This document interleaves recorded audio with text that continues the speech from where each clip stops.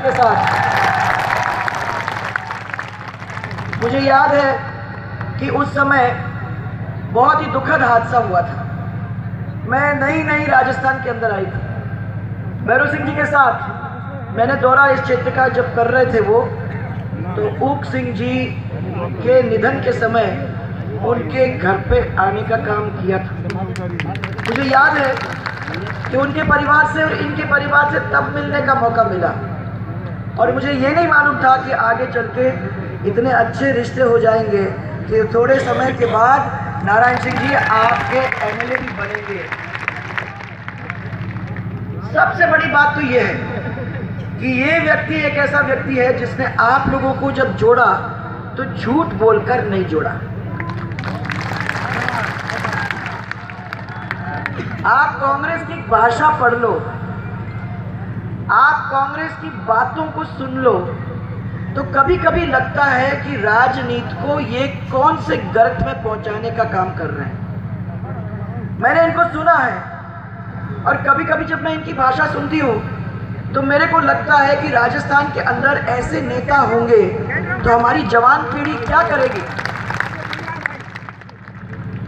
हमारे प्रधानमंत्री, उनके बारे में ये कहना कि उनके पिताजी कौन है, उनकी माताजी कौन है, उनकी जात क्या है, ये हमारे विपक्ष के बड़े नेताओं की भाषा है। ये भाषा इस्तेमाल करना कि महिला मुख्यमंत्री अब बड़ी मुश्किल से अपनी कमर झुका रही है, ये अपने संस्कार को जानते नहीं है भाइयों और बहनों, इसलिए इस किस्म की भाषा को इस्तेमाल करते हैं।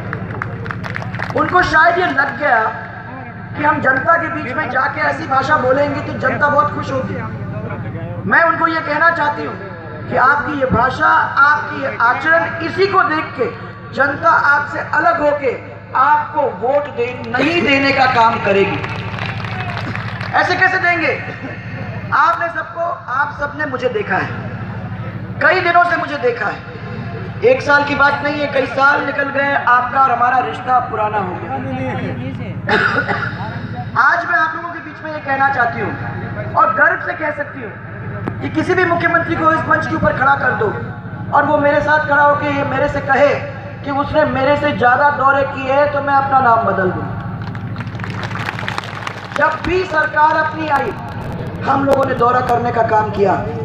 जब भी सरकार आई अपनी, तो सरकार आपके द्वार हो, चाहे आपका जिला आपकी सरकार हो, चाहे वो जन संवाद कार्यक्रम हो, हम लोगों ने जनता के बीच में जाके जनता की बात को सुन के उसको ठीक करने का, अगर जरूरत पड़े तो उसको ठीक करने की काम किया था।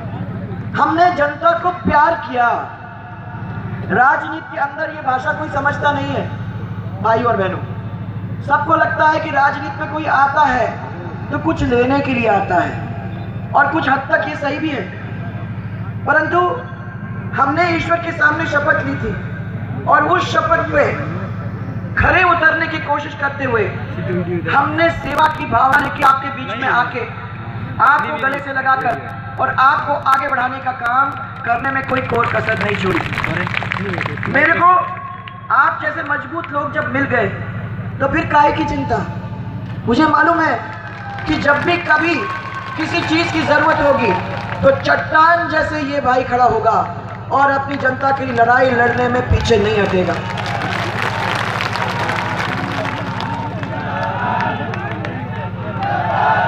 आप लोग सब यहाँ बैठे हुए हैं, सब परिवार वाले लोग हैं, और आपको सबको मालूम है कि हमारे संस्कार क्या हैं। आप सब लोगों को ये मालूम है, और मैं पूछ भी लूंगी आपसे कि छोटे लोग यहाँ बड़े लोगों के पैर पड़ते कि नहीं पड़ते?